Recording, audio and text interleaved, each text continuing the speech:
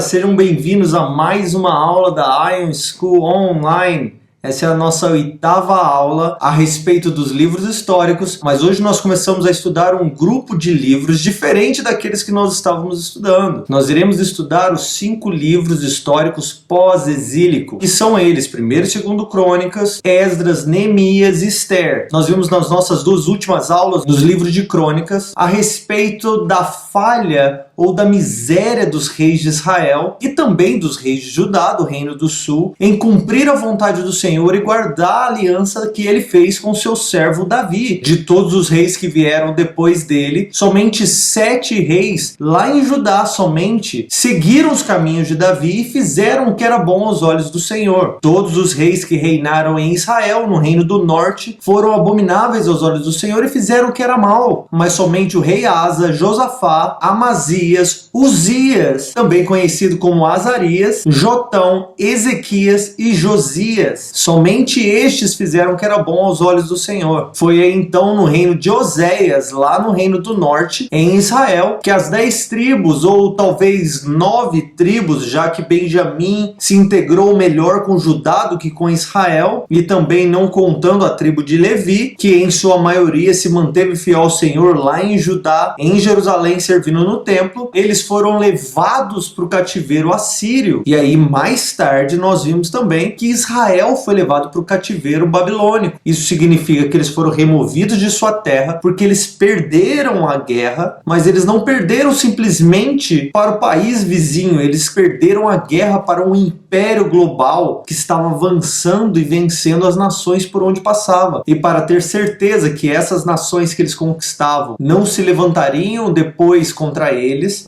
removiam essas nações, desenraizando eles de suas culturas, de suas vidas, e colocavam eles em outro lugar que eles não conheciam, fazendo com que eles se submetessem a uma nova vida, uma nova língua, se misturassem com outras raças e com outras culturas, perdendo assim um senso de identidade. E é isso que aconteceu tanto com Israel no norte, sendo levado pela Síria, quanto Judá no sul, sendo levado pela Babilônia.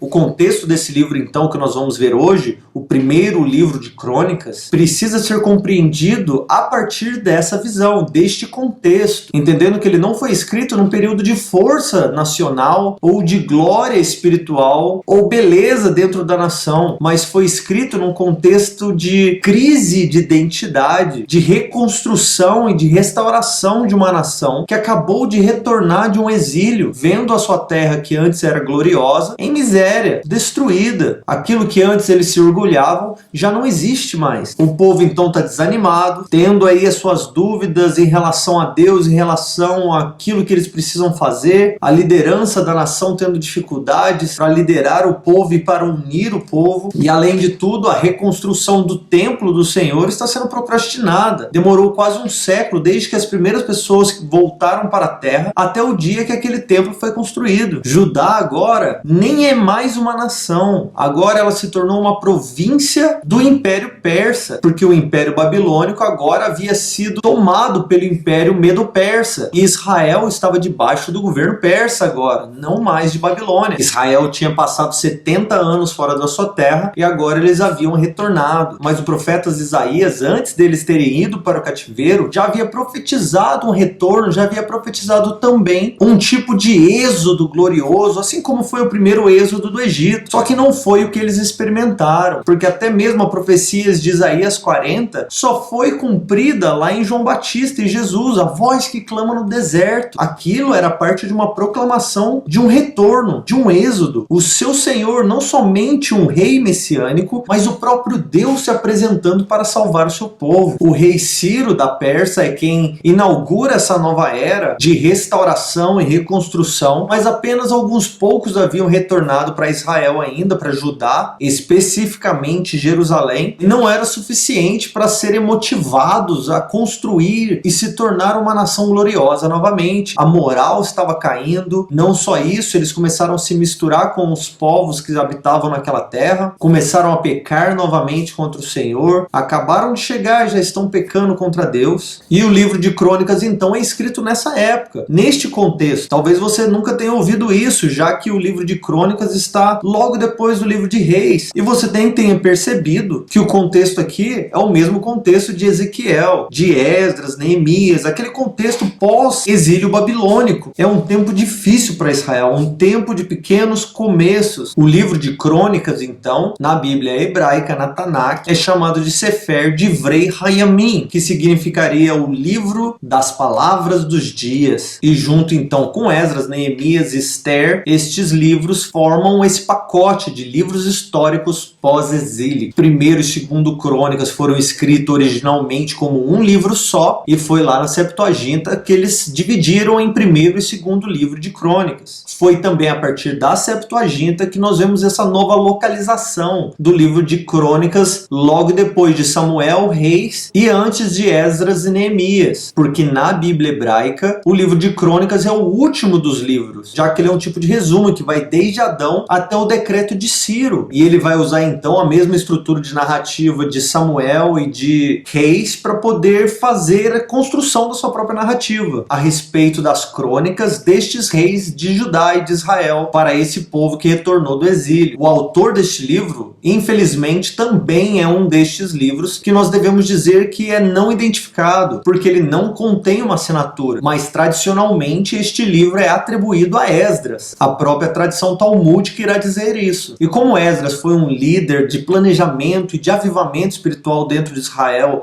depois do exílio, e ele quem ajudou a levantar a moral da comunidade, ele teria todos os incentivos para escrever uma obra como essa, sem contar o acesso a um acervo de livros de Israel, segundo algumas fontes. Além de tudo, Esdras também era levita e de linhagem sacerdotal. E por isso nós veríamos neste livro de Crônicas este foco, essa ênfase grande na linhagem sacerdotal e no papel sacerdotal, tanto de reis quanto dos levitas. E isso faria todo sentido com o seu interesse. E para escrever esse livro, o autor, provavelmente Esdras, teria escrito este livro com mais da metade desse conteúdo tirado de outras fontes não canônicas, diferentes de Samuel e Reis também. Mas com certeza ele também tirou informações e conteúdos tanto de Gênesis como Samuel e como de Reis. Nesse quadro que eu fiz para vocês, você pode até notar algumas das referências declaradas pelo autor de Crônicas de que ele estaria ciente e provavelmente utilizando dessas fontes para escrever a sua obra. Livros como o livro de Reis de Judá e de Israel, a história do livro de Reis, palavras de Uzias por Isaías, palavras de Amaías, o profeta, Midrash do profeta Ido, palavras de Jeú, filho de Anani, palavras de Osai e palavras de Natã. Todos estes livros que não foram canonizados e, na verdade, livros que nem foram encontrados, mas que pertenciam a algum tipo de ajuntamento, agrupamento de livros, teriam sido levados para o exílio junto com Judá e trago de volta, já que nós vemos alguns exemplos de judeus utilizando das escrituras lá no exílio, como o próprio profeta Daniel vai citar. Muitos dos críticos liberais vão olhar para essas fontes e para essas porções de crônicas que não fazem parte do livro de Samuel ou de Reis e vão questionar a confiança dessas porções, já que eles não foram mencionados num livro canônico. Mas essas críticas, de certa forma, são injustificáveis porque os próprios autores de Samuel e de Reis provavelmente também utilizaram dessas mesmas fontes, ou de algumas delas, para escrever os seus próprios livros. E assim como Crônicas, em Reis e Samuel nós também vimos os autores citando fontes não canônicas para escrever as suas obras. Fontes históricas, obviamente. A data exata de quando esse livro foi escrito é muito difícil de dizer, mas ele possivelmente foi escrito entre 515 a 390 a.C.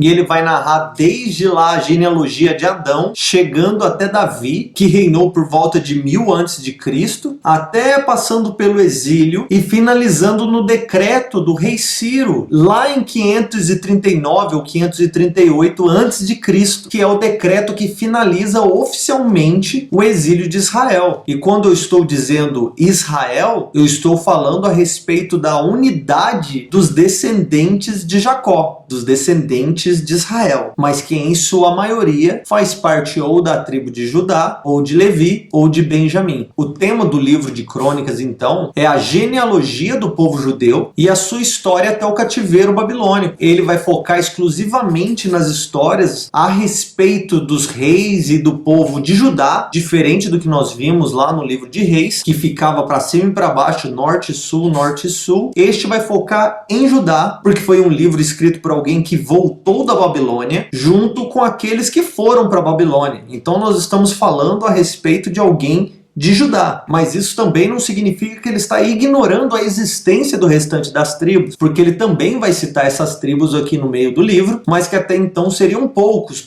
sobreviventes ou poucos habitantes que haviam voltado do exílio da Síria. O autor está mais interessado em focar naqueles que perseveraram na esperança da promessa messiânica feita a Davi, e aqueles que estão interessados em manter a devoção à aliança do Senhor por meio do sacerdócio. Ele então vai focar na aliança de Deus com seu povo, vai focar na promessa de um rei messiânico, um rei que construiria a casa para o Senhor, cujo reino e o trono permaneceria para sempre, e também focando assim na linhagem de Davi. Em outras palavras, ele está dizendo: o Senhor não se esqueceu de nós, o Senhor não nos abandonou. Nós podemos ter quebrado a aliança com ele, mas ele de maneira alguma quebrou a sua aliança para conosco, porque ele amava Davi e ele ainda tem interesse em cumprir sua promessa. O exílio, então, para eles deveria servir de um tipo de advertência ou uma lembrança para que eles nunca mais façam o que eles fizeram no passado. Obviamente, nós sabemos que não funcionou muito bem, mas deveria ter servido para isso. E a passagem-chave do primeiro livro de Crônicas, eu coloquei como capítulo 16, do versículo 15 ao versículo 18, que vai nos dizer assim: lembrai-vos perpetuamente da sua aliança, da sua palavra que prescreveu para 1000 gerações, da aliança que fez com Abraão, do seu juramento a Isaque, o qual também confirmou a Jacó por estatuto, e a Israel por aliança eterna, dizendo: darei a ti a terra de Canaã, porção da vossa herança. Nós vamos ver melhor o contexto dessa passagem, mas nela nós vemos um grito de que o Senhor fará aquilo que ele prometeu. Ele continuou guardando o seu povo, mesmo fora dos territórios dessa terra. O seu amor, a sua misericórdia não tem limites. Ele não deixa de nos acompanhar e de nos guardar quando nós saímos dos territórios da terra que ele nos deu. Mesmo no exílio, seus olhos ainda estavam sobre nós. Um resumo muito simplista desse livro seria de que esse livro foca em duas linhagens. Ele vai enfatizar e fazer brilhar a linhagem do rei Davi, por causa da promessa de Davi, e também a linhagem sacerdotal, focando no sacerdócio que carrega o mesmo zelo de Moisés e Arão. O livro então vai se dividir em apenas 3 partes. A primeira parte com genealogias, a segunda parte a ascensão de Davi e seu reinado, e a terceira parte o reino de Davi e a transição do reino para seu filho Salomão. Vamos olhar então no nosso esboço essas 3 partes e como elas funcionam dentro da harmonia desse texto construído pelo autor pós-exílio. A nossa primeira parte vai desde o capítulo 1, versículo 1 até o capítulo 9, e nessa porção o que nós mais vamos ver são as genealogias, aquela porção gigantesca, infindável, que quando você está fazendo a sua leitura corrida da Bíblia, você cai nela e você perde as esperanças, você perde as forças nas pernas. Seus olhos começam a virar e você começa a achar que você está caindo, porque nunca acaba. Mas existe uma grande beleza na construção dessas genealogias. O autor colocou elas para começar a sua narrativa por um motivo, e os seus leitores compreenderam muito bem o motivo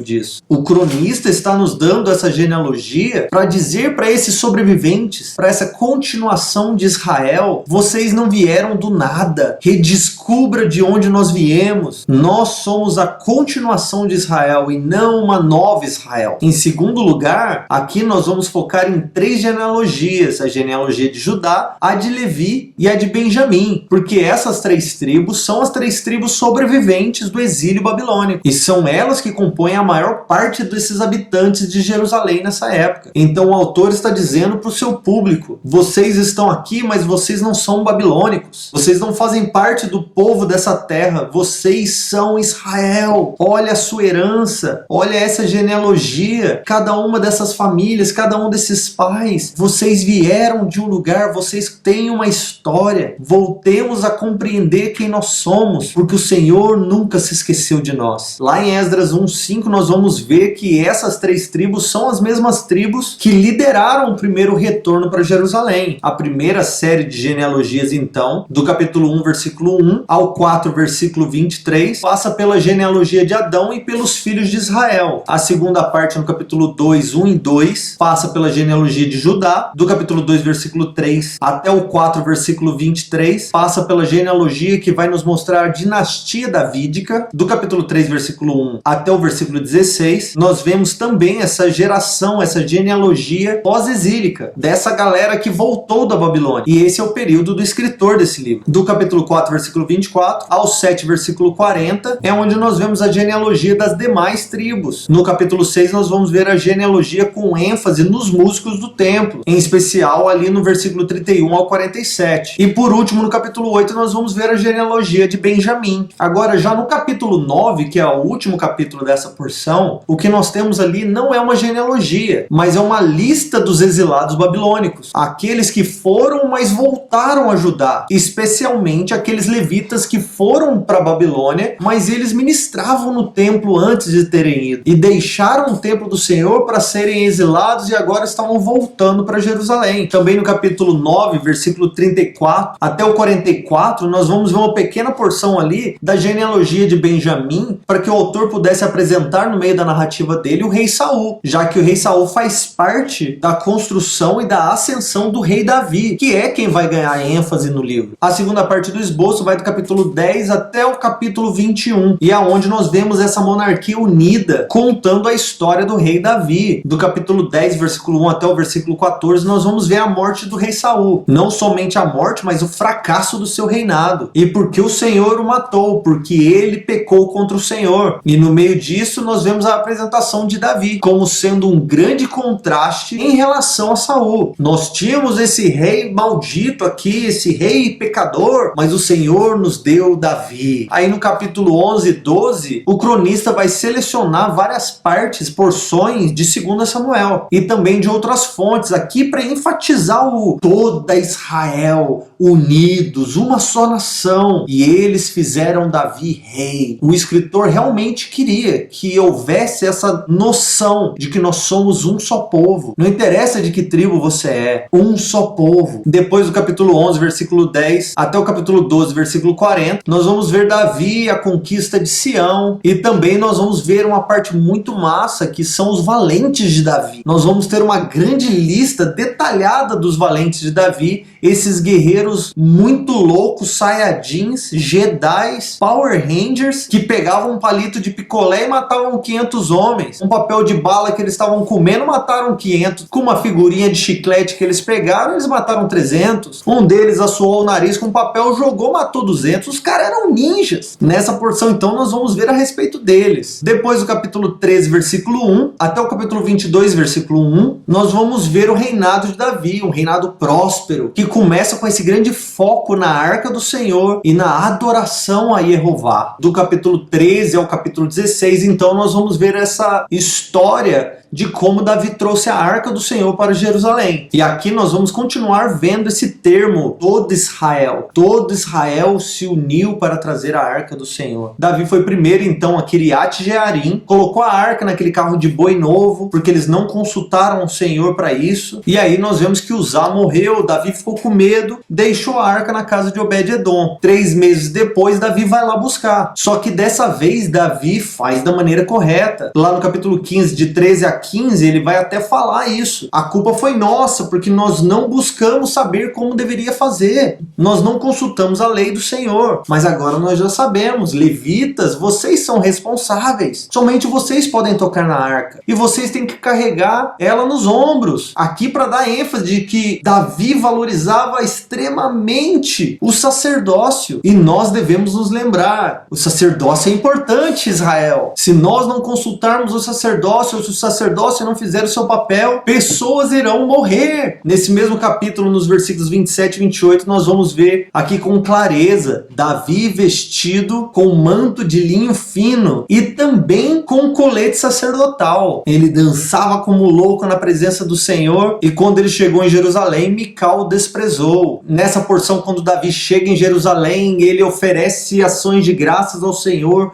sacrifícios e festas. Nós vemos uma belíssima colagem de 3 salmos. Aqui no capítulo 18, do versículo 8 ao 36, é uma colagem de Salmo 105, de 1 a 15, mais o Salmo 96, de 1 a 13, mais o Salmo 106, versículos 35 e 36, exaltando a beleza do Senhor, exaltando a grandeza de Deus, não somente sobre Israel, mas sobre toda a terra, sobre todas as nações e povos, e finaliza com um clamor focado nisso: livra-nos, Deus das nações. É nessa porção que nós vamos ver o nosso versículo-chave, com a esperança de que o Senhor não nos esqueceu, mas que a sua promessa vai até 1000 gerações. Aí no capítulo 17 nós vamos ver a aliança davídica apontando para Salomão. Salomão é quem vai carregar a promessa. Eu preparei todas as coisas, eu fiz tudo que estava ao meu alcance para que o templo fosse construído. Mas Salomão é quem vai construir. Eu não posso, o Senhor me disse que depois dos meus dias, depois que eu morresse, o meu filho edificaria uma casa para ele. Aí depois do capítulo 18 ao 21, é onde nós vemos as guerras de Davi. E é também um tipo aí de colagem de 2 Samuel de 8 a 21. Porque é preciso notar que o livro de Crônicas foca nas belezas de Davi. Ele não está interessado em falar sobre o adultério de Davi, sobre os seus erros, sobre suas fraquezas. Não vai contar que ele é fraco e ele estava fugindo de Saul, sendo perseguido por seus inimigos. Ele chorava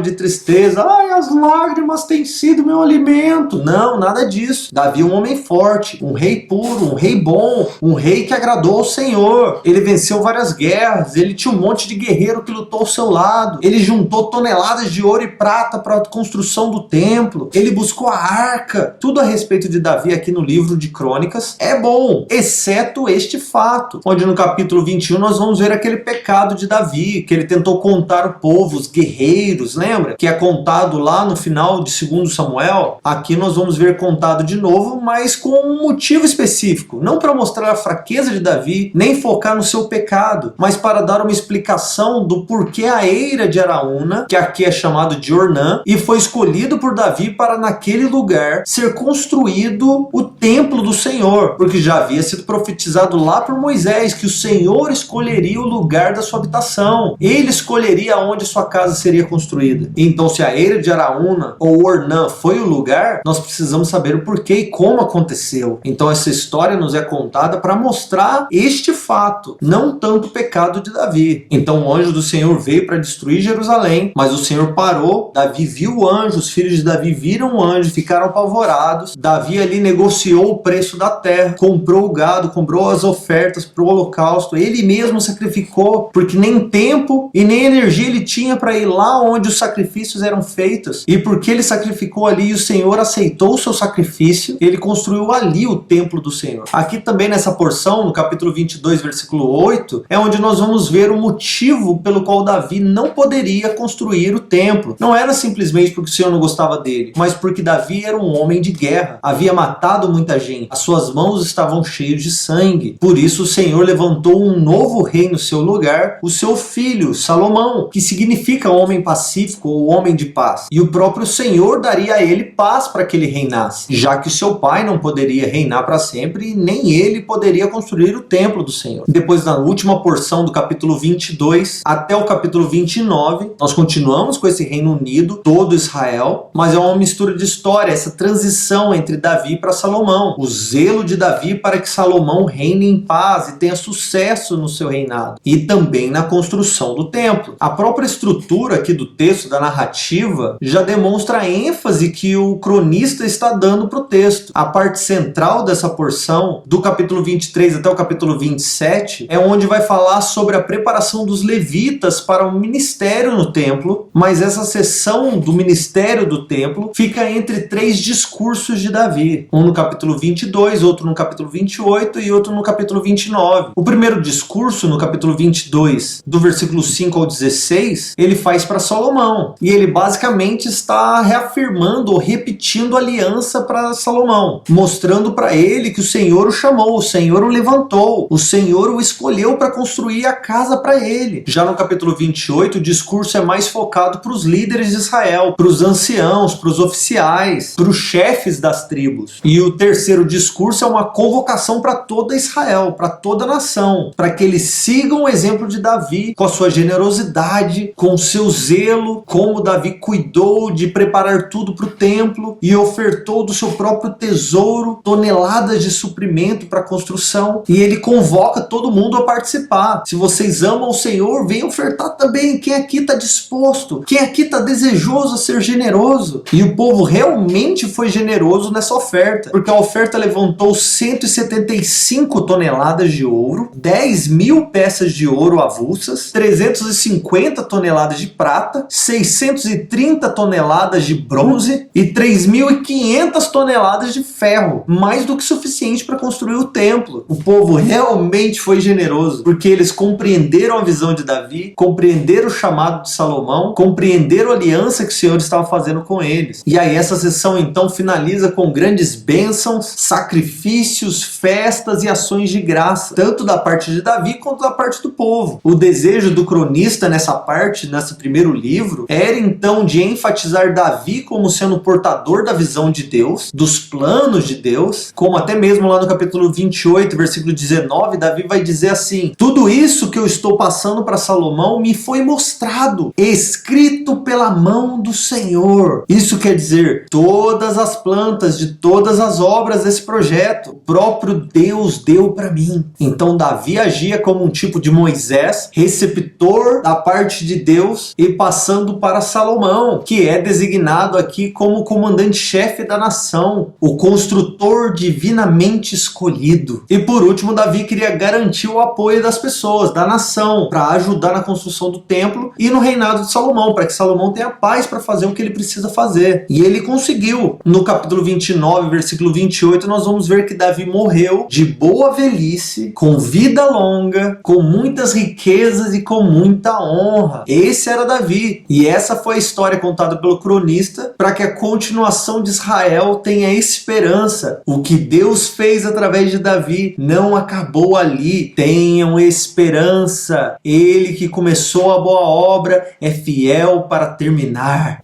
E essa foi a nossa introdução ao primeiro livro de Crônicas. Nós nos vemos na próxima aula, se Deus quiser. Deus os abençoe.